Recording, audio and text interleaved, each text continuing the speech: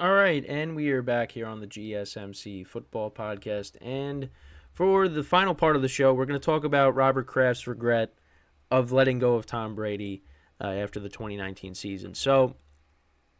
Um, so obviously they had Brady Day to start the season, the first game of the season against the Eagles, and Robert Kraft told Tom Brady Sr. that he regretted, he made a mistake letting go of Brady because Brady Sr. said to the Boston Globe in an interview that Robert Kraft basically told him that they made a mistake. Um, and this was the other quote that I think this is Brady Sr. He said, "We don't all make the right decision, but he's made um, a lot of good ones over the years. But I knew that it galls him that Tommy went elsewhere and won. Yeah, so this is Brady Sr. Yeah, and not that he won, but that he won after Bill said he was done. And yeah, um, and Kraft reportedly said back in 2021, Bill had told me he couldn't play anymore, and then he goes out and wins the Super Bowl. You know, I mean, you go back to the 2019 season. The Patriots got off to that really good start, and but you could tell the offense it wasn't. They really weren't clicking on offense. And Brady was still putting up like decent numbers. It's not like he's playing like Peyton Manning was his final season. But again, it just it wasn't a Tom Brady type season, and he ended up finishing 2019 he had 24 touchdowns to 8 interceptions, still passed for over 4,000 yards. But then, I mean, look at what he did the following two seasons with the Bucs: 40 touchdowns to 12 picks, and then 43 touchdowns to 12 picks. Now, again, I think it had to do with roster construction. I mean, he was throwing to, N'Keal Harry, Julian Edelman was breaking down, rookie Jacoby Myers. I mean, the tight end position was awful. And what was their big acquisition they made that year? Mohamed Sanu, they traded for him. It's just that now the defense was really good. It's just the offense. Brady didn't really have a lot to work with that year. They brought in Benjamin Watson. Who else was it? Was Matt LaCosse on that team? It's just it was not a good team that Brady was surrounded by.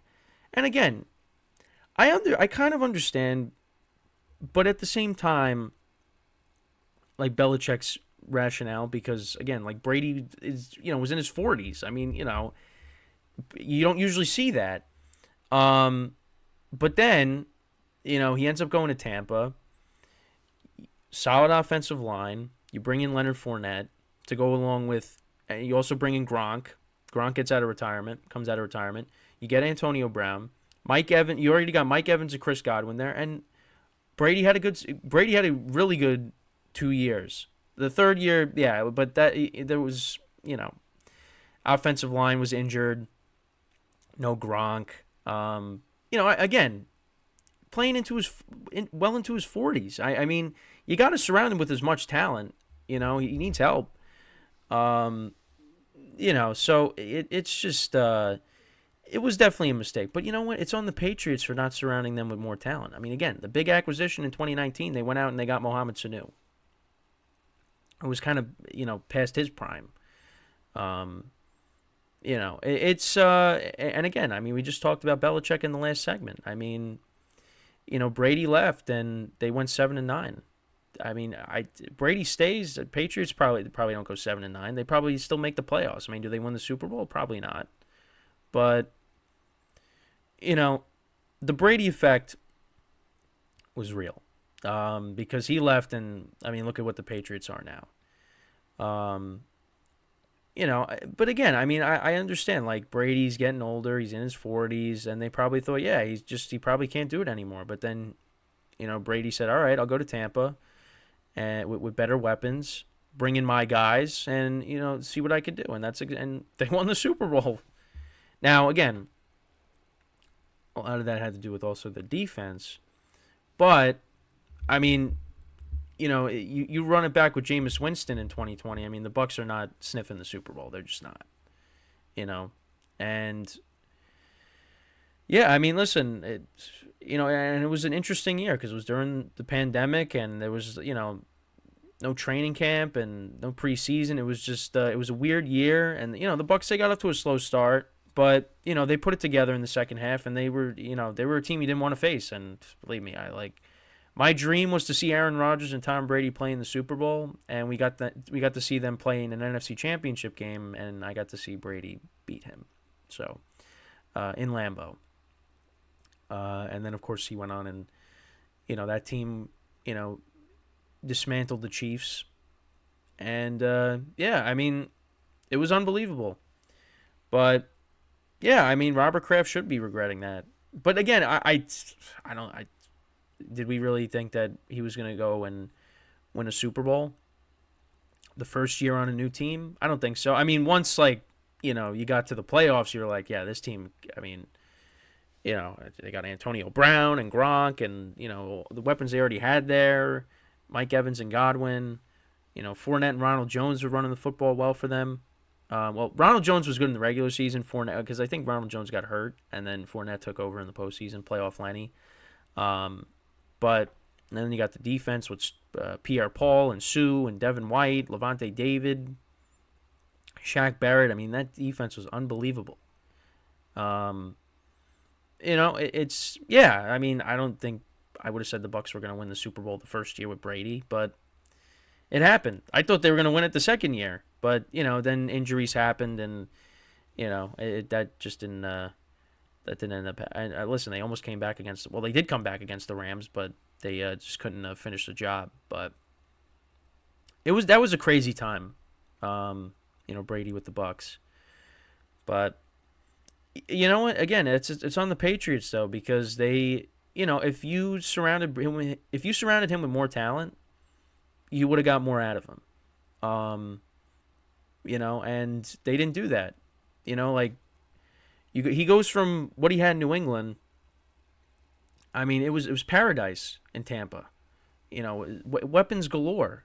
It's too bad, for them that Antonio Brown just kind of I don't know what happened with him, but it just it was great. I mean, they got a Super Bowl. You got a Super Bowl with that team, so if you and the Patriots did have Antonio Brown for a game in 2019. That's right. They had him. It was week 2 against the Dolphins. They had him, and he had a great game. And it was like, wow, this is great. The Patriots now have Antonio. Well, I'm saying it sarcastically because it's like, oh no, this is not good. But then obviously he didn't play a single game after that, and the Patriots had to roll with what they had. But I mean, listen, Brady got them to the playoffs. It's just they were one and done. They lost to the Titans, but they didn't have a lot of talent on offense.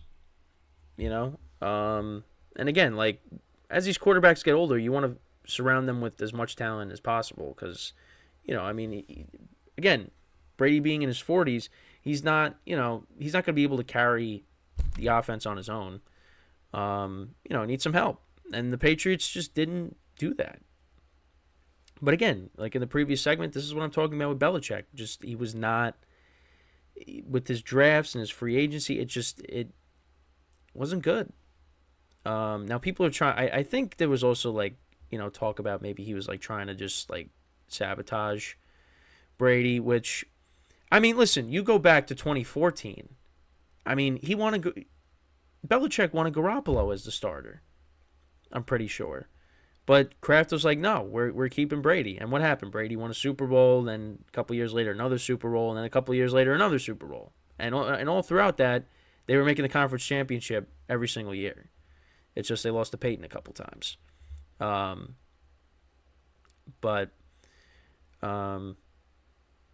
actually, no. Well, 2015, because 2014, the year before 2014, 2013, the Broncos won.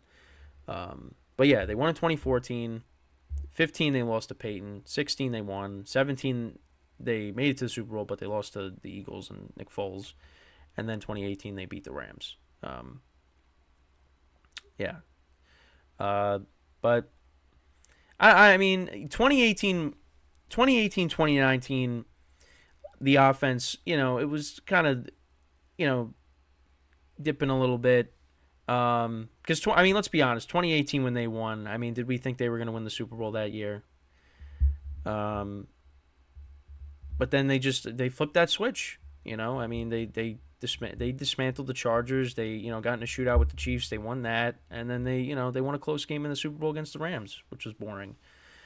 And then 2019, it's yeah, they get off to like a 10-1 start, and then they just they struggled.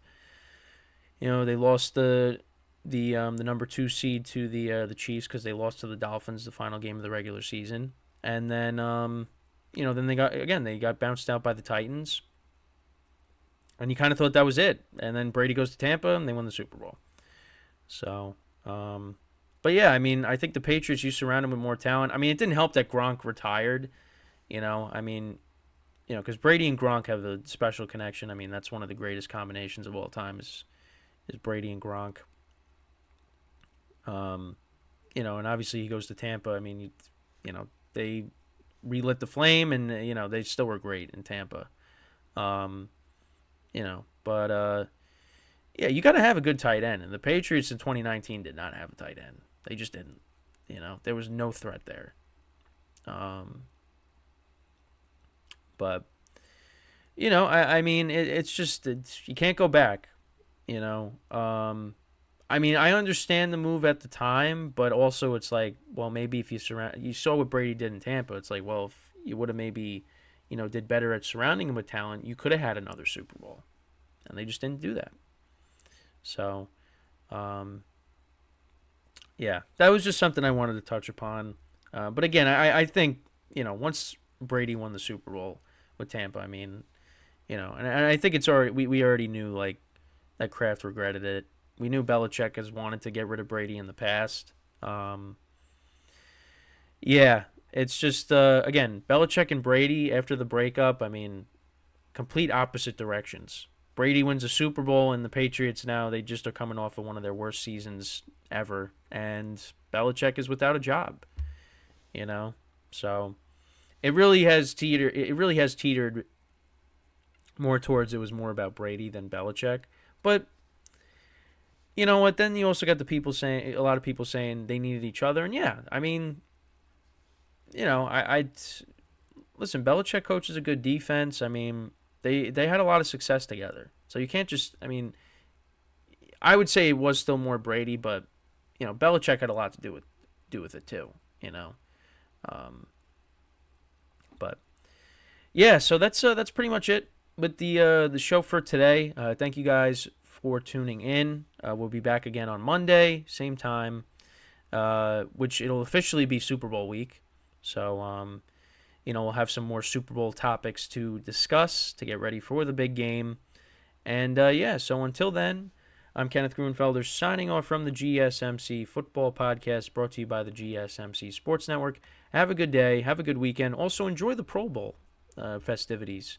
Watch that flag football game with Eli and Peyton coaching the NFC and the AFC.